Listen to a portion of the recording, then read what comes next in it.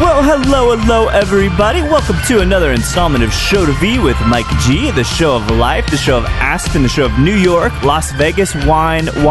Today's guest is Vilma Mazaite de Flores of Domaine Select, a fine importer of great spirits and wine. It's a wonderful chat. She's been all over the world, starting with Lithuania and ending up here in Austin, Texas. It's a story of love. It's a story of career twists and turns, but mostly it's really a narrative on the fine dining piece in Austin. As one of the founders, kind of operators of La Vie, seeing it recently, Shuttered, is quite a shot to the heart, and Vilma and I talk about that. So I hope you guys enjoy this chat with Vilma Mazaite de Flores.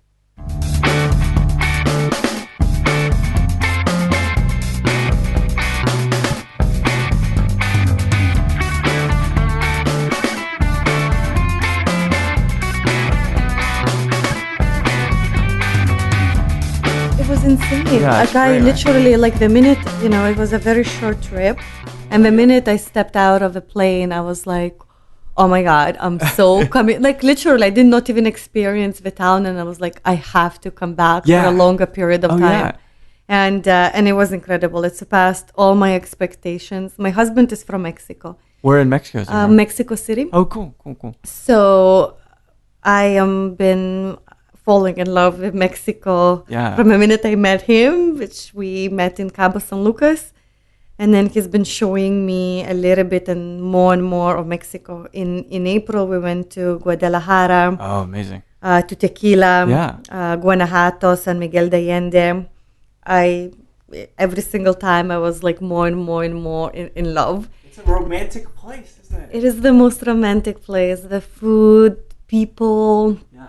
And obviously being with him, I'm really experiencing authentic Mexico. Yeah. We are not going to like the safest places. Sure. In Mexico City, we take subway, we go, we ate tacos at like this whatever place where we serve tacos till 2 a.m. in the morning, with like 50 cents, and you get like every animal part, from lips to ears to eyes, that type of place. Right. So I've been to really, amazing places with him, and I love everything about Mexico. It's amazing.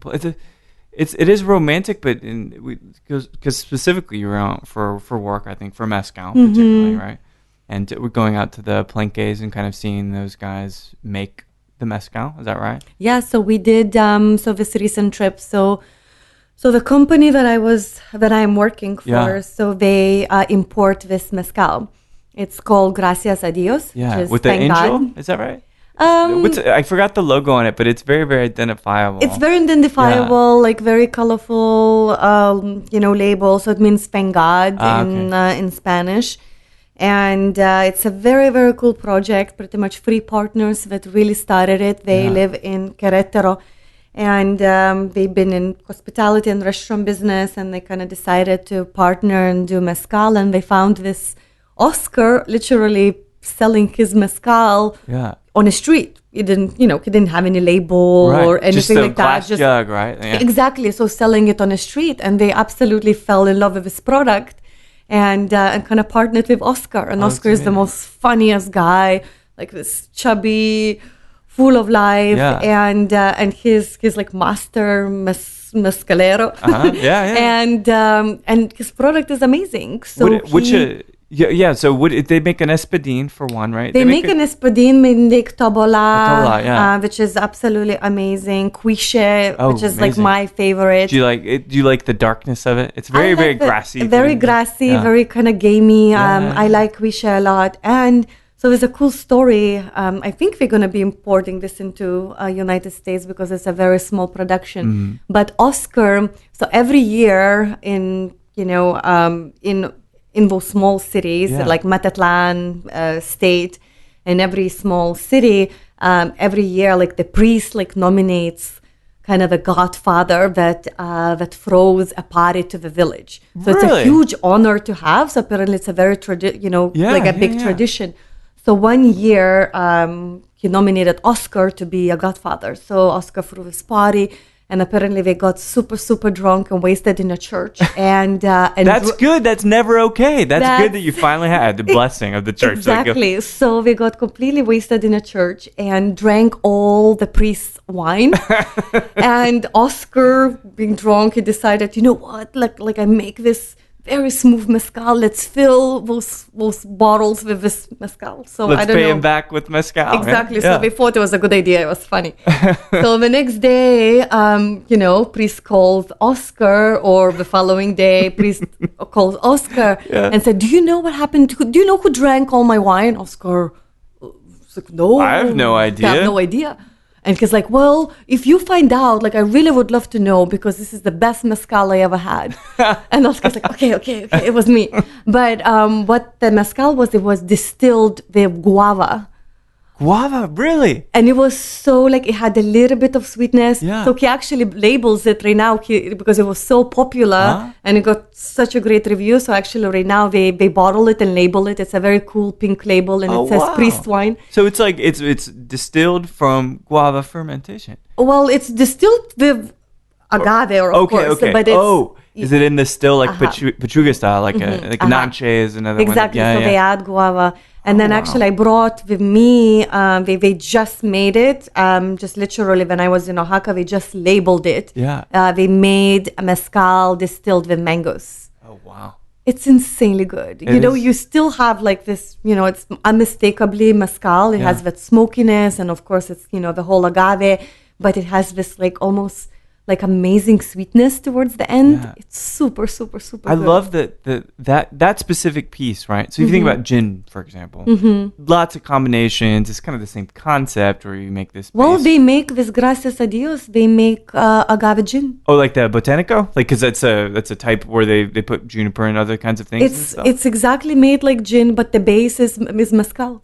And they infuse it with all the, like, it's incredible. Yeah. And how does that kind of rustic, piney kind of flavor work with agave as the base? It works like magic. I mean, I love it because, well, I love agave to begin with. It's like my favorite. It can do no wrong, right? It could do no wrong. So you do have mezcal as a base, and and kind of like those amazing botanicals. And obviously there's juniper in there, but there are a lot of those wild spices that they find in a country there. So it's all wild. It's really amazing. There's rosemary in there. There's some other, obviously just stuff that grows there. Yeah. So, and they make gin out of it. So that's why, like, I love about these guys that they're like, they really don't care. They're just like, it tastes good. We're just gonna do it. We're gonna do it.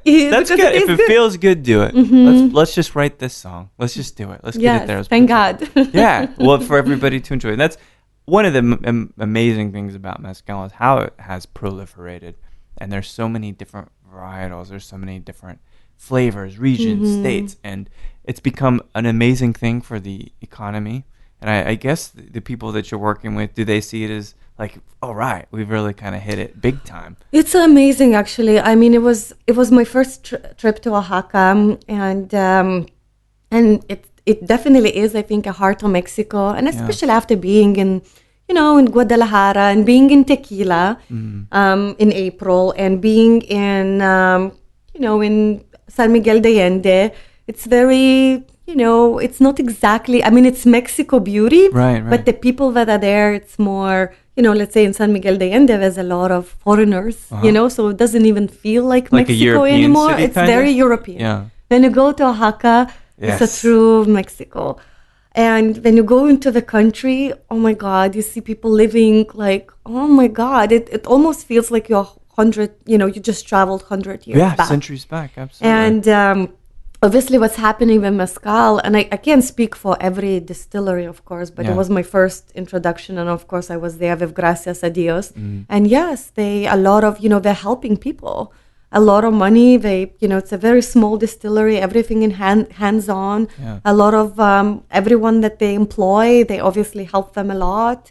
Well, it's good to They see return the money to community. Yeah, it's brilliant. I think a lot of times we're so worried about how the market looks here in the States. So sometimes we don't realize where our dollars really go to help the villages and the palenques and things. And I think there's going to be a lot more of that as you have more people embracing mezcal. You'll be able to see like end to end. This money went and this helped, And I hope it doesn't change because there's still this beautiful rusticity there. Yeah. We saw every step of the way how they made this mezcal. Mm. And it's actually like the most simplest thing you could witness. It's just pure agave, and that's it. And you smash it up with some kind of axe sometimes, or you use a shredder, whatever. But you're right. It's just this thing. That's it. You heat it up, and you beat the shit out of it. Yes. And you put some water in it, and then you let it do its thing. It's impressive how simple it is. But where it gets difficult. So much work. It's a labor. Just, the whole, like every step, just because it's all hands-on. Mm-hmm. They, kind of you hear about it, like the horse and slashing. Right. And yes, they still use that. I actually took the pictures, like every step of the way, how they make it. And it's pretty incredible, but so labor intense for just this much. A little bit. It's crazy. It's really, really crazy, but it's amazing. And I really hope it doesn't change. I really hope big factories don't go there. Yeah, I think that that's always the argument, or rather that's always the dichotomy as the segment keeps growing, is that one, there's the scarcity piece. They're not replanting. Most of this stuff is wild, and there's totally wild. Yeah, not a long-term plan to cultivate, although people are doing that, absolutely. Mm-hmm. And then, you have, if there's enough money in it, like a shark to blood in the water, you're going to have big companies come in, as there's a couple already, mm-hmm. and they could deform the market. But I think that it's got to even out first with even all of the very, very small producers first, because there's so many great ones, so many good SKUs of mezcal, especially in Texas, So I think that's got to kind of steady out first, and then maybe the big money will come in and make it something that maybe it shouldn't be. I just really hope it doesn't change. It doesn't look like it, just because the way it's all set up and that it's kind of remote. There's no big major city around. Like, for example, when you go to Tequila, you have Guadalajara just mm-hmm. half an hour away. It's the infrastructure is so much better set up already. Yeah. Over there, it probably would take a very long time to probably get there if someone would want it. Mm-hmm. So I really hope, it still remains the way it is, because there's so much charm. It's so incredible. Much soul so much soul. People, they put their hearts out, So we had this, so the reason why we kind of went was obviously to visit Gracias a Dios. Right. But every year, Gracias a Dios, we throw this party. And were you the godfather this time? No, it was not. It was just actually celebrating mole. Oh, okay. So a lot of women around area, they get together, at this mezcaleria, and they make 6 different mole. So each of them make different mole. There's green mole, red mole, yellow mole, black mole. So Oscar's mom makes this black mole. It takes 53 days to make it. Does it sit and ferment and those kinds of things? 53 That's incredible. days. I was like, I don't know. I kind of want to quit my job and then go and spend those 53 days with her and just watch every step of the way how to make it. And it was, was not obviously a competition. I loved their green mole very much. It was very, very spicy. But her mole by far, it was best. Oh my God, it was insane. Had you had it before? No, I I had black mole before. Sure, but not her. Not her mole. No, it was incredible. I wanted to cry. That is so amazing. There, each genre of cuisine kind of has their thing, right? So I always think of ramen, that broth that takes days. It takes the mincing of the fat and the salt and all of that. The mole is what I think Mexican cuisine has. That piece where it's it takes time, it's complex, and you can't speed it up. It just takes so much insight and intensity.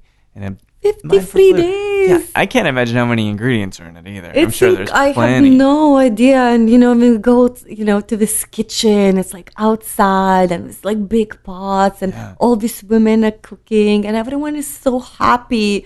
And it's, just so rustic and and everyone's just so happy. Yeah. It's food, it's a party. Everyone was dancing. His mom was dancing. I don't know. It's just incredible. Well, it's a nice I contrast love it. sometimes to what we see here in the States, Oh, absolutely. Because you're kind of insulated a little bit more when you're out in the middle Takes of nowhere. so much to make someone happy here. Yeah. Oh my gosh, it's totally true. Well, so then this kind of brings a question which is not related at all to you being happy. You seem very jovial, very glad to be here, which I really appreciate. But where does this all start for you? I do a little bit of research from what I can, and there's some information out there, which is good. I have a little bit of idea, but I suppose this all started in Lithuania. Is that right? I was born and raised in Lithuania. I got a green card through lottery. Which Oh, really? is kind of very, I guess, lucky because a lot of people try very hard to get it. Do you have any idea, roughly, like maybe a year, how many people are able to get those green To be cards? honest, I really have no idea. Yeah. I was just really lucky, I guess. And it's kind of funny because it was not like a huge goal, and it happened, and it was great. And so I was coming to United States when I was during college. 18, 20, something like that? 18. Yeah, mhm. yeah. So I think like 17 was my first year, or 18, something like that. And I would spend the summer in United States, and it would be different parts of United States, whatever kind of the wind got me to. Yeah. And I worked in restaurants because that was always kind of easy Could always to get a the job, job. right? Yeah. And so I started with, being a bus girl, and then a hostess, and then I got promoted to the server. And I have lots of funny experiences because my English was really broken, and then all the terminology and all the, I remember working my first summer in a restaurant, and I'm like, would go to the pass, and I'm like, oh my God, what is Reuben? I didn't even know if that's a sandwich, look, it was just really Where was kind of this funny. in Texas? Was this in New No, York? it was never really in Texas. It was different places. My first summer, I think it was in Wisconsin Dells. Really? Don't judge. No, And it no. was, Amazing cheese curds. It I love was cheese curds. it was Myrtle Beach. Oh, it that's was, amazing too, yeah. Gatlinburg, Tennessee. So we're like different random places. Reno, Nevada. And then after college, I had to make a decision because I had to go back to United States and spend, X amount of months or at least a year to renew my green card. So after college, I studied journalism. Okay. And That explains some of the worldliness, right? The inquisitive nature, I think. just curiosity, I guess. Yeah, absolutely. And so after college, I decided I had a job lined up and everything. So the plan was always to come back. Yeah. But after college, I decided to move and spend a year in the United States. And I think I was always very lucky being at the right place at the right time. Yeah. So I got back to Reno because that was the last place where I was prior. Do you like small town Reno? I've been there. No, I hated it. I think that's where Johnny Cash killed a guy to watch him die. Oh, it's, That one, I maybe. think I can totally see that happening. It's very depressing. And, but it was the right place for me to be. I got a job actually managing a place, and then the person who hired me had a lot of contacts in Vegas because this is like not a town for you. You're not happy. Why don't you go to Vegas? I Yeah. have a friend that can get your job in a minute. So I was like, you know what? Vegas sounds good. So after 6 months being there, I moved to Vegas and got a job at MGM Grand. Oh, man. I was actually managing a buffet, which is crazy. Really? I didn't even understand the concept. Yeah. It was kind of funny. Because buffets, there's something very Western, right? Like to just gorge yourself with food till you It can't was walk out horrible. of the place. And it was like the busiest buffet in the whole world, I think. We had Oh, like man. 5,000 people a day. Holy it was, crap, yes, that's it was insane. ridiculous. But I was there, and wine was always something that I was very curious about. I Yeah. always enjoyed drinking wine. I know Lithuania is not a wine country. It was more vodka and beer. Yeah. But I didn't like how I liked the taste of a beer, but I didn't like how it made me feel. The girls Kind of like, kind of bloated and stuff, yeah. and then vodka was not my thing. And so I always I always gravitate towards wine. Then I was MGM. Kim Bader was beverage director, so he kind of saw my curiosity. So I was start going to some wine classes. And then Michael Mina was opening a restaurant. Rajapar was his wine director, Yeah. and they kind of noticed me, and they said like, "Oh, she's European, she knows wine." Yeah. So he hired. Which is funny, given that as you said, Not really, right? Not really. So, but I kind of pretended, oh, yes, of course. I grew up on wine. And so Raj hired me as his assistant for a new opening of a restaurant. So I was extremely fortunate. So I'm forever grateful for him. And so after that, I think the rest was the history, was my passion. I think I devoted myself to that. I was so curious to learn.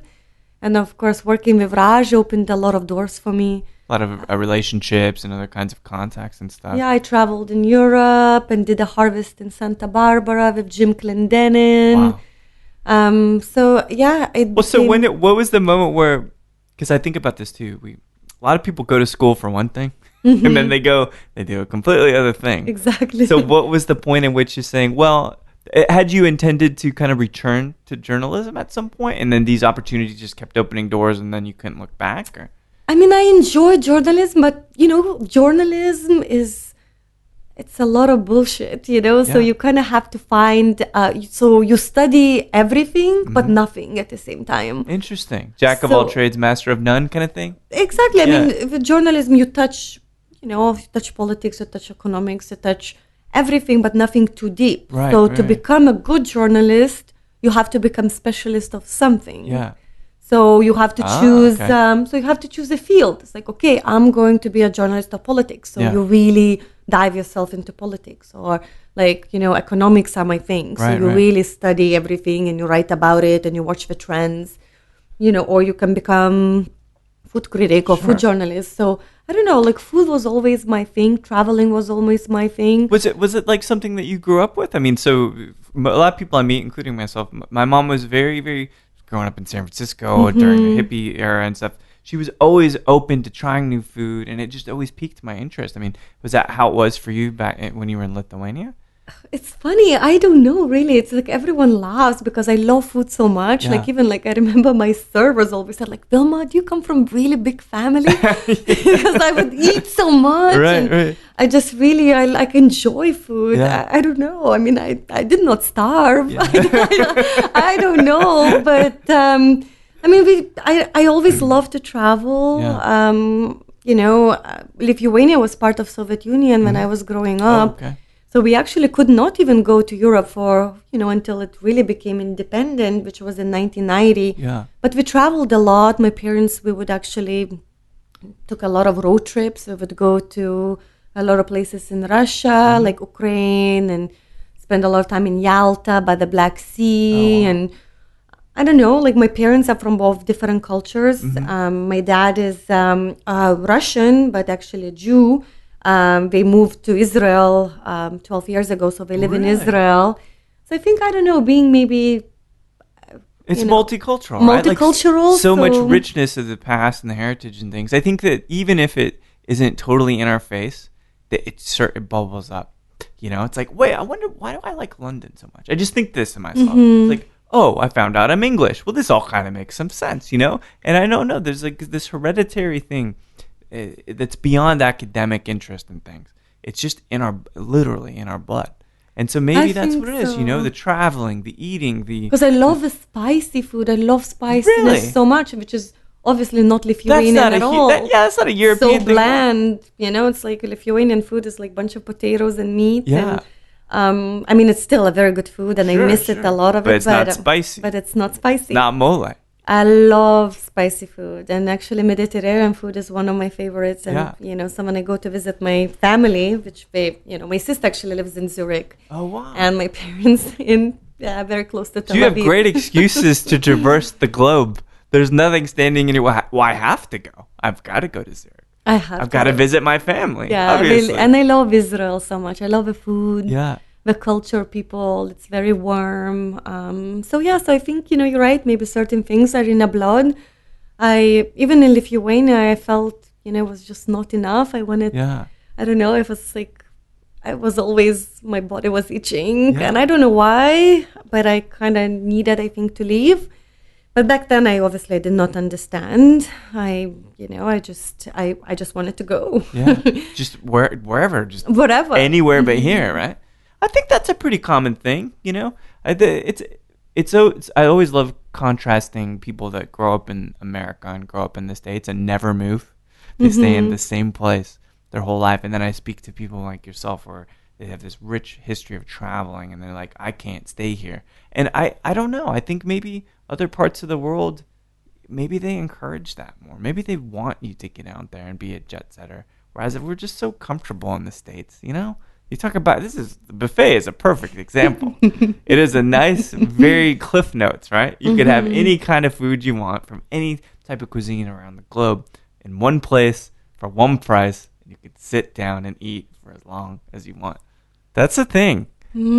Does it wear you down? Did it wear you down? Like just kind of being in this transactional, people just, I mean, honestly, man, that Vegas Strip, MGM's a nice place too, but it's got to tire you down. I hated Vegas, actually. I really did not like the culture. Of course, actually back when I was living in Vegas, when I look back right now, economy was booming. So it was from 2001 to 2005.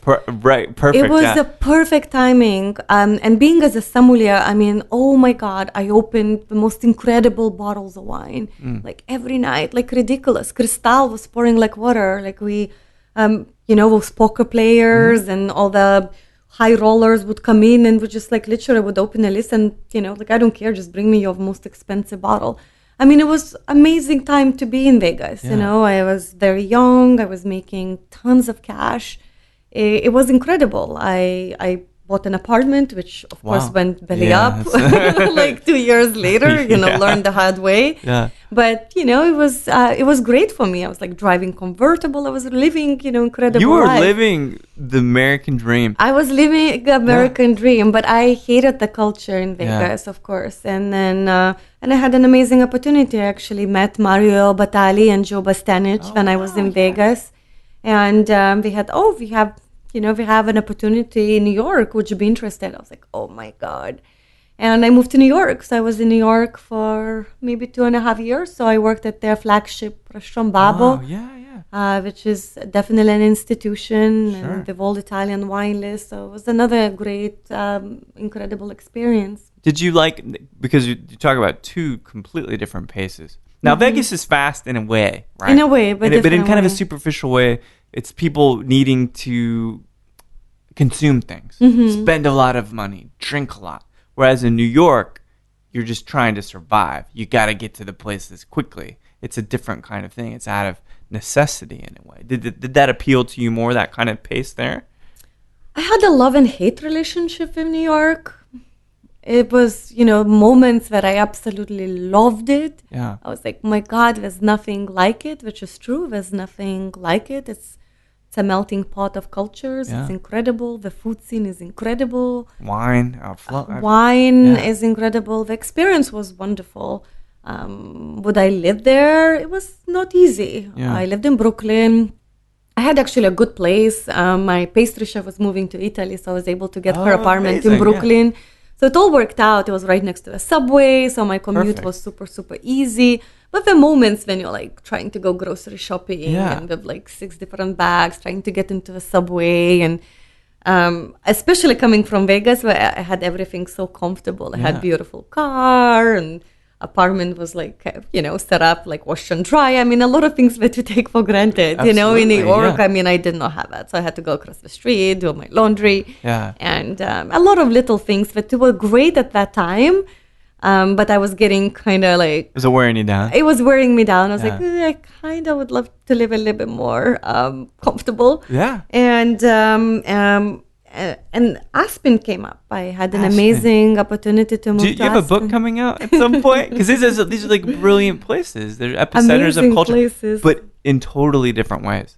There's no... Vegas is as similar to New York as El Paso is to Portland. You know what I mean? Like, they're completely different paces of life and everything. But you would be surprised, actually, how many the same people I took care of. Interesting. I had a lot of people from New York at the restaurant where I worked in Vegas. And the same was actually in Aspen. It was so funny.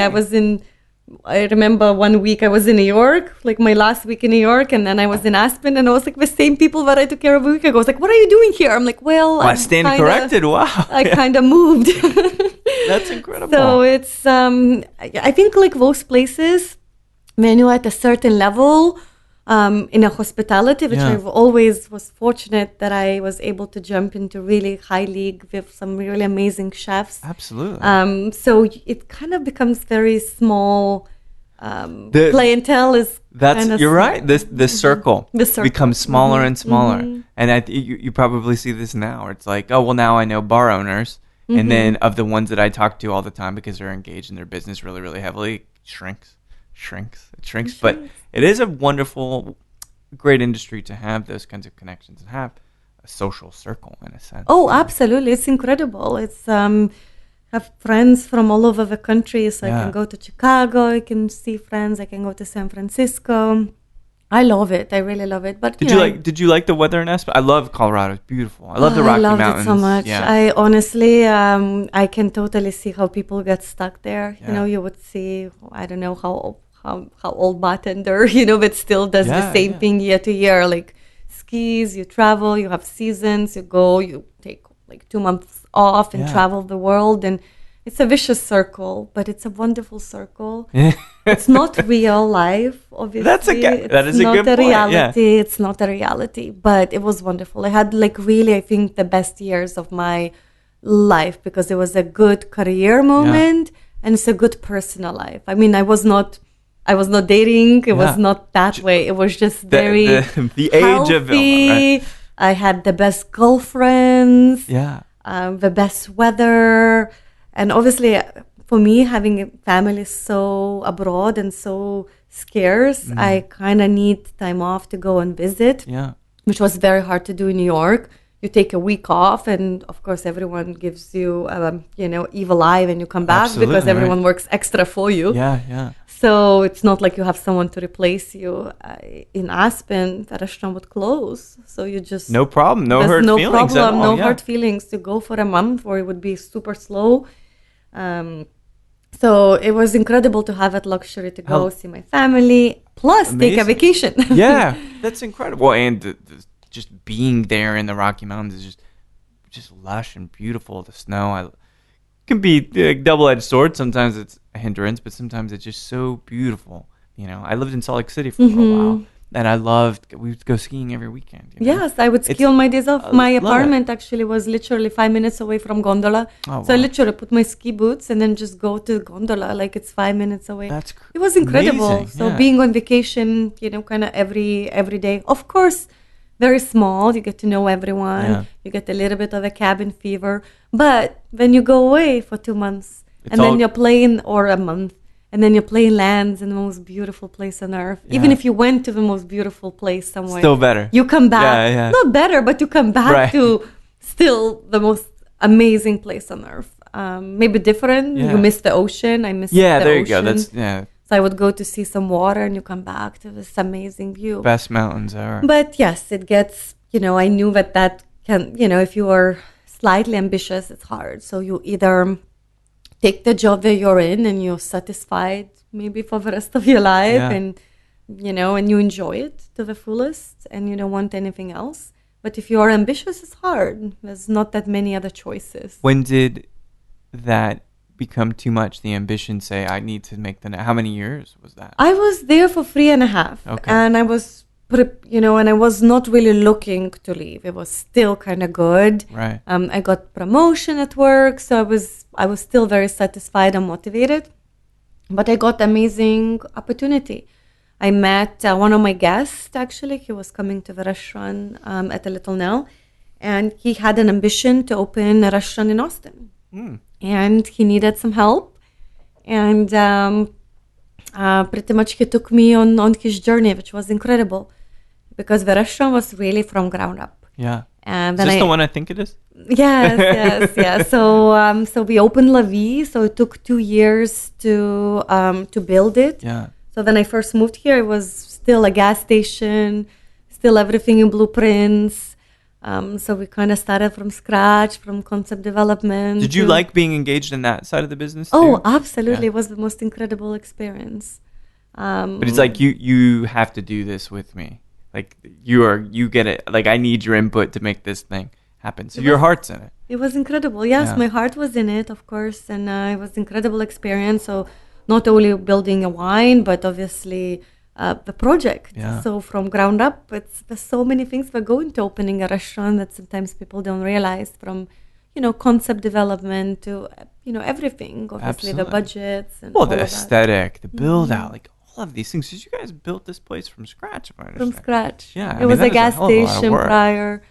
Yes, and unfortunately closed in January. Yeah. Things happen. You think you might have a right formula, but a lot of it's other so things. hard, It's so hard. especially right now in Austin with a lot of wonderful concepts, but much like Portland, which was kind of slightly ahead of us, whether it's distilleries or restaurants, there is a point where it shakes out and things that sustain. And Yeah. I don't, I think that part of that is everybody's low attention span or really short attention span. And they don't have these places because Austin is relatively sprawled out. There are neighborhoods, but you go all over the place. So there's not like the neighborhood spot that you always go to. Same thing with bars. There's very few that are like in a neighborhood and people always go there. But that being said, you having invested a lot of time, a lot of emotion into it, like how did you feel about your career and just what kind of state were you in at that point where it shut down? It was a really big shock to a lot of people, including myself. I was like, what? Really? Okay. I was, I'm not going to lie. Of course, I was shaken in a way. But I think a lot of times in life, I think most of the time in our lives, when we are put in a certain position, I think for a reason, maybe you never know the reason at that moment. You're right, You'll find out later. But obviously I did not know I did not think what my next step should be. Yeah. I took time off. Did you want to stay in Austin though? Had you Well, we grown bought kind a of house. When did you meet your husband then in this whole kind of timeline? Exactly. So I suspect that's the reason that you're talking. Yeah. Well, I met my husband briefly actually in Aspen in 2010. We took a wine exam together. Okay. And so it was, so I was living in Aspen and he was coming to take an exam. Yeah. So we met very briefly, just hi, bye. I was so focused on taking my exam. So you didn't know anything yet? Oh, no, not at all. I mean, he was very nice and, but I don't even remember our interactions that well. But obviously when you meet someone, you kind of friend them on a Facebook and we kind of, I guess, stayed friends on a Facebook. And then one day 3 years later, I think he texted me or sent a message on a Facebook, like hola from Mexico. And I'm like, okay, hola. And so we kind of exchanged, few sentences. And he's like, I don't know what you're doing, but I'm doing this festival in Cabo San Lucas. It's Food and Wine Festival. I could use a hand. You should come. And was it strange to you at that point, or is it like, oh, professional stuff? Of course, I'm smart, and they would want me to be there, right? Well, of course not. Of course, I knew. I was like, hey, he's this good-looking guy, and blah blah blah. Nothing to lose. Exactly. Yeah. So, and my restaurant, the Lviv opening was actually delayed, and I really was in between. I had time, so I was like, you know what? I'm gonna go because I think it's gonna be my really last, kind of stretch before it's going to be crazy. Yeah. And I really went with intentions to have an amazing weekend and really no expectations. I didn't know this guy and he completely surprised me. He was a German. He was kind, funny, worldly. Yeah. He has lived in France. He spoke fluent French. He was I'm already falling for him just from sitting. No, he was incredibly talented, smart. He knows way more about tequila and mezcal than I do. And he traveled the world for wine as well. Yeah. So I had a lot of things in common. And of course, chemistry and everything. And everything happened really fast. We had 6 dates, which 6 weekends because it's long distance. Over a period of 7 months after that. And then he came on, I think, on a 7 trip with a ring. Oh my gosh, that's beautiful. So he came for 3 days to Austin, proposed, went back to Cabo, packed his bags, literally quit his job 2 months, and 2 months later he moved. That's incredible. And it's been 2 years now, and it's been wonderful. We just got married in January. Oh, brilliant. In Cabo San Lucas. Congratulations, that's wonderful. Thank you. And he's really incredible, amazing guy. obviously he helped me a lot through the whole transition. I think that a lot of people in this industry don't realize, because it's so fast-paced sometimes, it's so party-centric, right? Mm-hmm. But having that wonderful foundation built, and I don't want to get sappy, but my wife helps me be sane and helps me not fall into the lifestyle. You know what I mean? Because it's always a better option. Oh, well, I could always, the guys from blah blah blah are in town, they want to go out and drink all night, but it's always better to not do that and to spend that quality time, and you know what I mean? It's always very centering. Oh, amazing. And I think we both so he was single for forever. I was single actually forever. Yeah. I mean, I had relationships, but never Sure. long relationships. I moved so much. So, I mean, I moved for my career, so that was always my goal. Of course, I would lie if I would say I didn't want to meet someone. Yeah, of course. You always do. Well, but it's a nice to have a good career and a good relationship. Mm-hmm. Who would not want both of those things? It's just hard to do both. Yeah, absolutely. So yeah, and then he completely, I think, came in my life. I thought at the worst time. Yeah. Because I was opening the restaurant. I was really very stressed. But I think it was God sent, because he helped me a lot through, the whole stress of a restaurant. It was stressful because it was a lot of high expectations. Absolutely. I think from a public and my owner, and it was just a lot. And yourself too, I'm sure, right? It's the first time you've opened a restaurant, right? Yes. Actually had your hands in it. Yeah. So it was a lot of, I think I put a lot of pressure on myself, and obviously I'm a perfectionist, and just a lot of things that it was just extremely stressful for me to deal. Yeah. So he helped me a lot. So when La Vie obviously closed, it was great because I had the support. So I took actually time off. Did you have a clear idea what you wanted to do? No. Or just taking that time off, I would like to travel and clear my head and figure out exactly. It's almost kind of cleaning my system. Yeah. So I still don't know if I'm on the right track or not. It's just this job actually fell on my lap. I knew this importer for quite some time, just because Domaine Select, is that? Domaine Select. Yeah. So the owner of the company helped me with some wines for La Vie, and I used to buy those wines for many years. Actually, I did Domaine Select trip when I was still living in Vegas with some of the brands many years ago. You touched on it just a little bit, but then it circles back around. It's amazing. You never know. You never know. So this kind of, they were looking for, I actually emailed Paolo just saying, hey, just wanted to let you know, thank you so much with all your help with La Vie. Just wanted to let you know La Vie closed. And just kind of just mention it that I'm open, I don't know what my next step would be. Yeah. It's oh my God, we need someone in Texas. And that's how it all kind of started. So when did you kind of start? In May. In May. Oh, good. Okay. So a few months in. Do you like being in this side of the business, which is the other side of the business? Now, this is the first time I'm on this side of the business. So far, it's new. Yeah. And again, I have this personality that I'm always very curious and I love challenge. So it's a nice challenge. I'm not as stressed as, I was in a restaurant. It's so much. Good point. Yeah. Obviously, there's always stress. You have to meet the numbers. Right. But it's not. That. The company will still go on if you don't meet your numbers. You know what I mean? Exactly. There's a little bit less at stake. Not to say that you won't do a wonderful job, but when the doors close on something, that's a heartbreak. It's the end of a massive relationship or something. It's a little bit different. It's a little bit different. So, and actually, I never. Obviously, what goes into, wine, and that there's a producer, that there's an importer, that there's a distributor. But it's actually nice to really see that, to see the numbers and margins. Yeah. And so I think if I ever go back to another side, I think I'll have much more appreciation for this side. How hard to get an appointments, or, just different side, which I think won't hurt me. Well, it's like being ambidextrous. If you can do both, learn another language. I mean, it's always things. These kinds of expanded skills, that makes you better, and it makes you smarter and sharper, and obviously makes you more marketable, right? So if you did pursue, a restaurant again, which I'll ask you about that probably in a little bit, but you got better weapons, right? You're more equipped than you ever were. Exactly. And this obviously gives me a little bit more.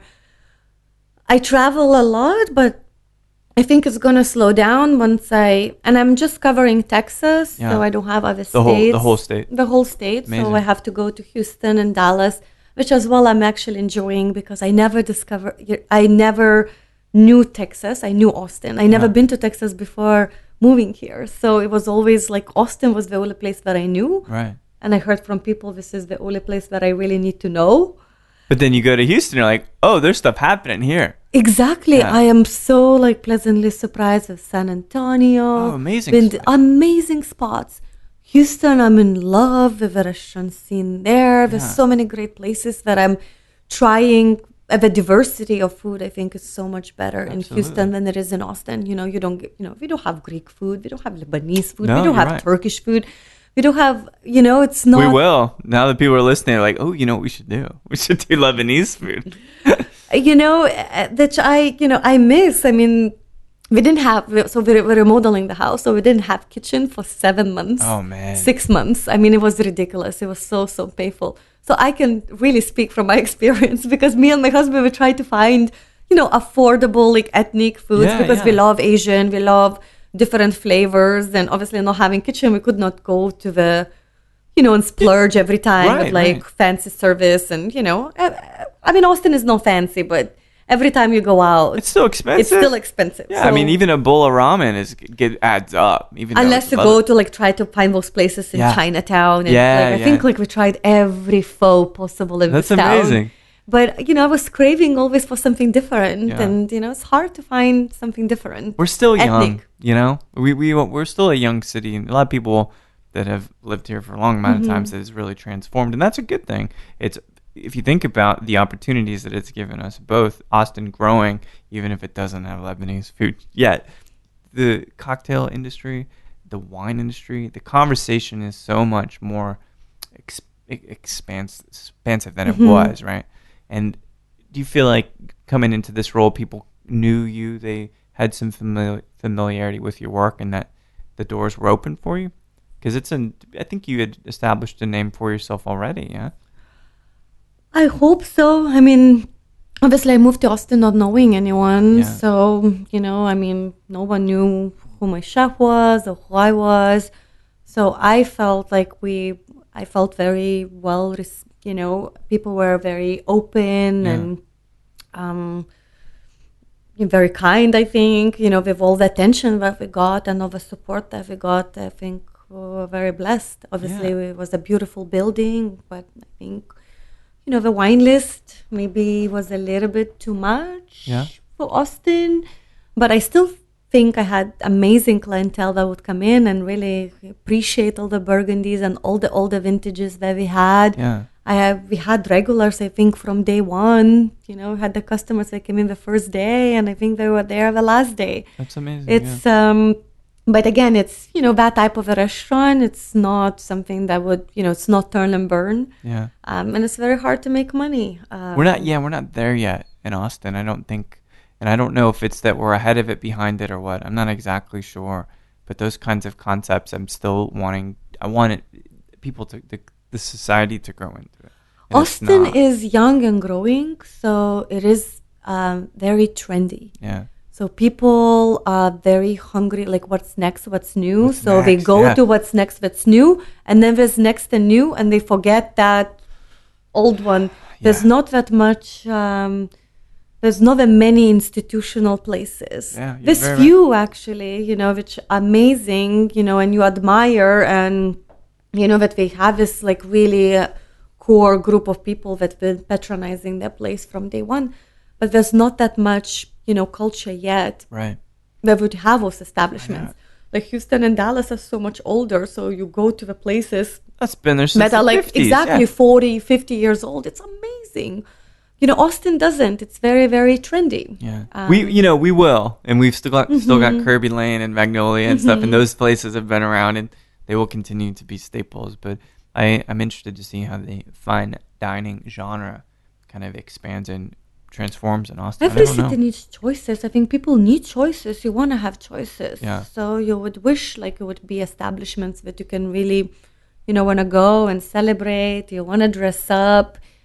Still like not fancy, but Yeah. I mean, La Vie, I feel like it was not super fancy, but it was perceived as fancy. Mm-hmm. We didn't have tablecloths. I mean, we're still on the east side. And I think maybe that was as well kind of maybe not very clear message. Yeah. Because we had people coming in from west side, to the east side. So there are a lot of things, but I would say it was not successful. It's just maybe, again, not successful enough to stay like ahead of its time, maybe even depending.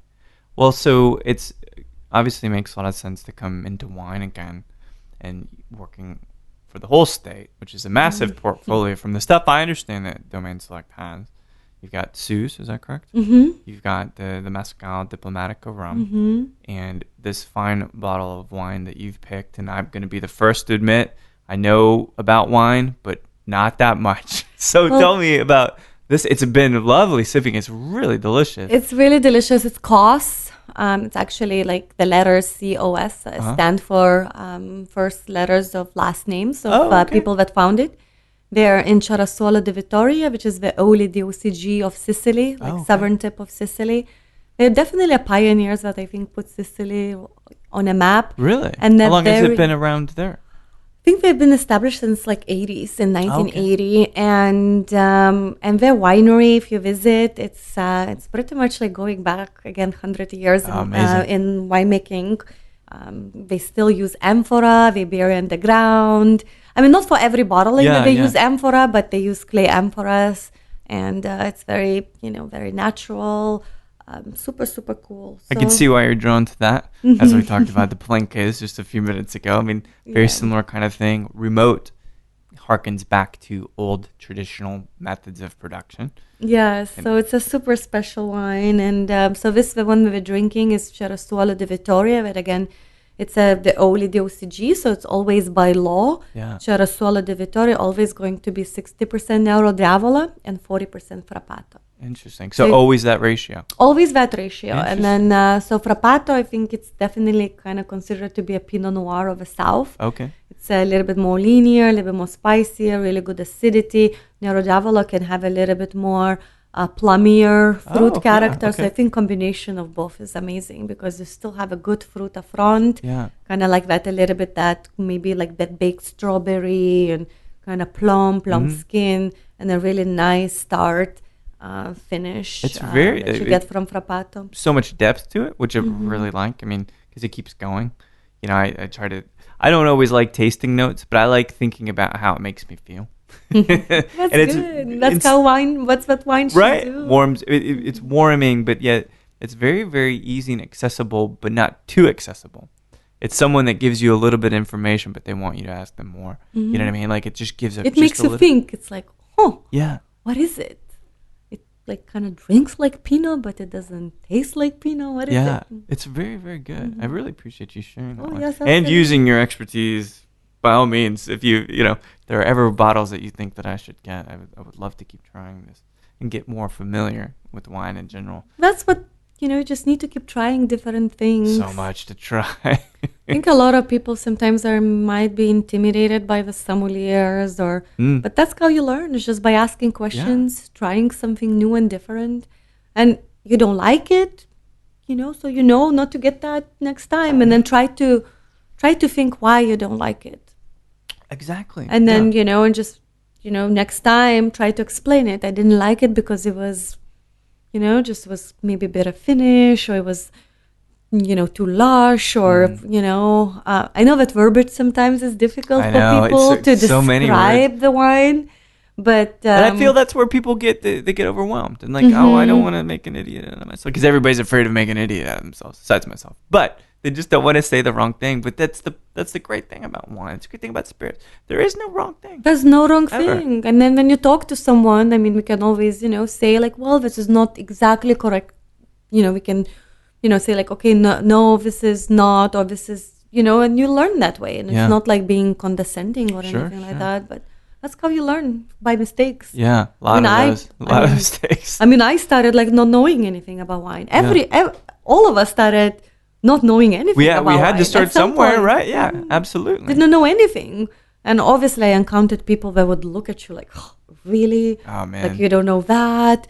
And I remember those moments. They're really, embarrassing, and I don't want to ever anyone feel that way. That's the new wave of Psalms that I've met are really about inclusion, right? Including people that maybe don't have the same.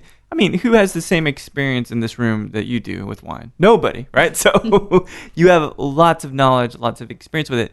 And so this recent wave and the way to change the way people feel about the stuffiness of Psalms sometimes and wine is to just be open, be like, we're going to sip this together. I'm not going to make you feel like an idiot.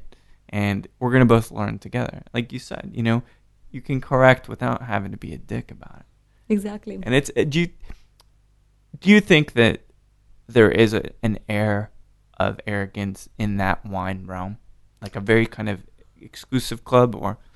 Of course, sometimes I don't understand why, because everyone can have an opinion. Sure. I mean, doesn't mean it's right. Doesn't mean it's wrong. It doesn't mean it's right. It doesn't mean it's wrong.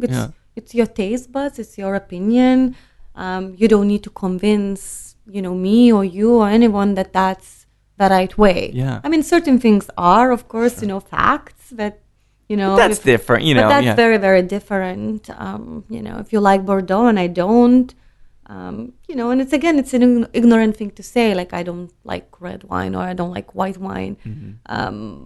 There's always one. There's always, exactly. So you just need to be always open-minded and more specific, of course. And, when it comes to wine, I think, it's very hard to make this bold statement unless you really tasted everything and compared. Which is impossible. So... and then I don't know, like there should be no fight with opinions. Everyone can have their own, and again, but you don't need to convince someone else with your opinion. But it's sometimes the loudest people that are the most vocal about their opinions are really just trying to convince themselves they believe it. They're just trying to. If I say this enough, I'll start to believe it, right? And it's very interesting with wine. Yeah. So from an education perspective, are you going to take the Psalm classification or your certification to the next level? Yes, I've been trying. Yeah. It's been very hard. I mean, of course, everyone's, has a life. Yeah. And there's always an excuse. But I need to pass my theory first. Mm-hmm. And it's been very hard. I bet. It's just obviously opening La Vie. And but yes, the answer is yes. I'm going to keep trying. Well, it's good. Hopefully till I'm going to pass it, unless I'm really going to get very, very discouraged. But you'll do it. I'm sure you will. Yeah. So. You don't give up on something you love. It's just not how it goes. Well, it's something that I love, of course, but not necessarily you need to take an exam to love it. Yeah. But it's for me, it's more like right now this kind of personal challenge than anything else. Yeah. It's something that I started and obviously put a lot of time and effort. Mm-hmm. So I want to try, and and a lot of people give up, of course, taking it because it's many, many times taken it. I already taken it 3 times, and I haven't passed my theory. So it's discouraging, of course. Sure. But to exam, respect, and everything, and to be truthful to myself, I was not 100% prepared. Well, we date a lot of people, and there's only one right one, right? Like, exactly. So you have to go through the motions, learn some things, make some mistakes, going back to that. So I know it'll happen. It's just a matter of time, yeah? I hope so. But I'm definitely going to try, the next year, and, we'll see how it goes. I think it'll be good. And I'm looking forward to reading the big news. No expectation. I'm not trying to set any expectations from anybody, but... Well, I guess then the last thing I want to touch on is you've really approached this business from many different facets. You've been in many different places around the world. And for you, and this is kind of and kind of not where do you see yourself kind of question, but do you want to own a place? Do you want your own place? Do you want that kind of responsibility and involvement? Been thinking a lot about it, of course. I think so. When and how, I don't know. Sure. Well, that can happen later. We'll figure that out. Yeah, but yes, I think so. I talked a lot, to my husband, just seeing ourselves, like my long-term vision that I see. I really would love us to own something together, of course, because I really would love to have a freedom eventually, and, maybe a freedom to live in Mexico a little bit and, live here. And I think the only way to achieve that is obviously owning something, your own business that would allow you to do that. You're the boss. You can do what you want, right? Well, of course you have to build it. And, but once you, build it, maybe, there's an opportunity to build the same in Mexico. Or I don't know, but just there are more ways than you own it, something, an idea. And maybe it's a restaurant, maybe it's something else, but really owning. But something that would give us an opportunity to, kind of have maybe 2 home bases eventually. I love Mexico very much, and I told my husband that one day I really definitely want to live, not always, but partially in Mexico. I mean, it'd be a good gig. Live in Mexico some, live in the States some. But the only way to do it is, of course, having, your own.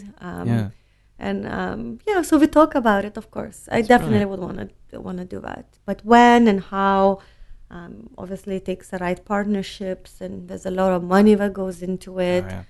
There's a lot of prep. It's all about the right location. I mean, the right people involved. And I think I learned a lot through this experience. So we'll see what's next. I think it's exciting, and I think that I hope you stick around in Austin and keep building what I feel is a really positive energy in the place.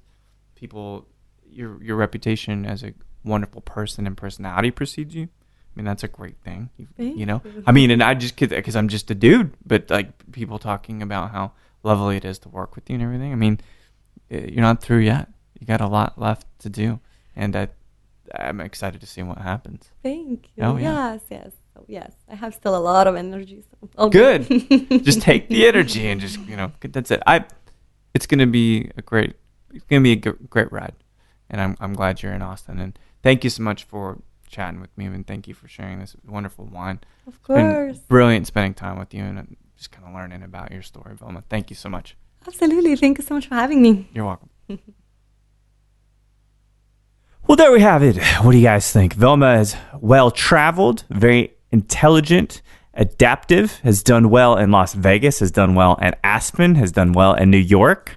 All these wonderful relationships that she's built, and it's led her to love, which is this nice core to this whole story and a thread that brings it all together. So what will Vilma do after Domaine Select? What will Vilma do after La Vie has shuttered? I don't know, but it's going to be interesting, and I suspect her love of Mexico will have something to do with it. So thanks, everybody, for listening to Show to V with Mike G. No matter which Adam Sandler movie you're thinking about watching next, which might be Funny People, or if you're really going to check out that break-even bottle program at the Townsend tonight, please keep dancing.